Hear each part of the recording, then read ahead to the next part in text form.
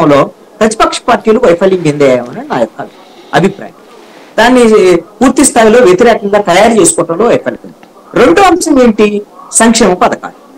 మరి సంక్షేమ పథకాలను మేము గొప్పగా అంతగానే ఎక్కువ ఇస్తాం అని చెప్పారు ఇప్పుడు సపోజ్. నాకు తెలిసి ఇప్పుడు ఒక వీడియో నేను చూశాను, మీకు ఒక సందర్భంలో కూడా నేను చెప్పాను. అది వైఎస్ రాజశేఖర రెడ్డి 2009 ఎన్నికలకు ముందు ఆయన చెప్పారు. ఏం చెప్పారంటే, వీళ్ళు పెద్ద మహాకూటమి వస్తుంది, వీళ్ళు మీ ఇంటికి వచ్చి రేంజ్ కార్ ఇస్తామని చెప్తారు, ఉచితంగా కిలో బంగారం కూడా ఇస్తామని చెప్తారు, ఇలాంటి వాళ్ళ మాటలు మీరు నమ్మొద్దు, ఈ చంద్రబాబు నాయుడు ఇవన్నీ కూడా మీ క్రెడిబిలిటీ లేని మాటలని ఆ రోజు మాట్లాడారు. ఇప్పుడు సేమ్ అదే తరహా దాన్ని ఆల్రెడీ సిద్ధం సభలో జగన్మోహన్ రెడ్డి మొన్న మొదలు పెట్టేసి, ఇప్పుడు మీరు గిన బటన్ కింద రాంగు బటన్ నొక్కామంటే చంద్రముఖి బయటకు వస్తుంది, మీకు ఉన్నటువంటి ఇవి కూడా పథకాలు కూడా పోతాయి అనేటువంటి విషయాలు కూడా నేను చెప్తున్నాను.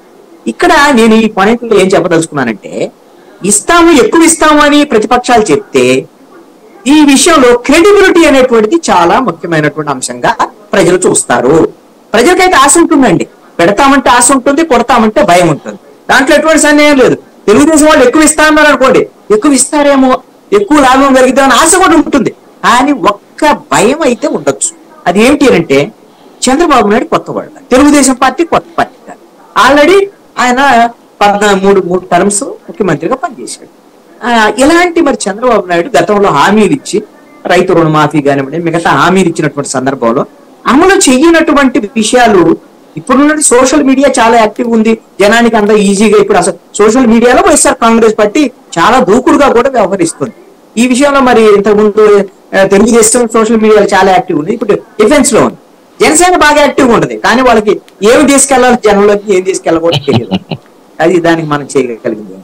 కాబట్టి ఇప్పుడు క్రెడిబిలిటీ అనేటువంటి అంశం ప్రధానమైనటువంటి అంశంగా ముందుకు వచ్చేటువంటి అవకాశం ఉంటుంది. కాబట్టి మరి చంద్రబాబు నాయుడిని నమ్మేటువంటి విషయం కొంత క్రెడిబిలిటీ ఉండకపోవచ్చు అని. అందుకనే మొన్న పవన్ కళ్యాణ్ తో ఒక మాట అనిపించారు. ఏంటి అని అంటే, మేము డ్వాక్రా మహిళలకి రుణాలకు సంబంధించినటువంటి మాఫీ విషయాన్ని ఏది వీళ్ళ మేనిఫెస్టోలు పెట్టేదానికి మేము ప్రయత్నం చేస్తామని మొన్న పవన్ కళ్యాణ్ మాట్లాడారు.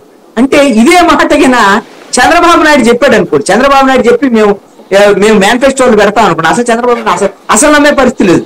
పవన్ కళ్యాణ్ పేరుతో పెట్టి ఆ మేనిఫెస్టోలు పెడితే ఏమన్నా నమ్ముతారేమో అనేది ఒక ప్రయత్నం ఇక్కడ మెయిన్ క్రిటికల్.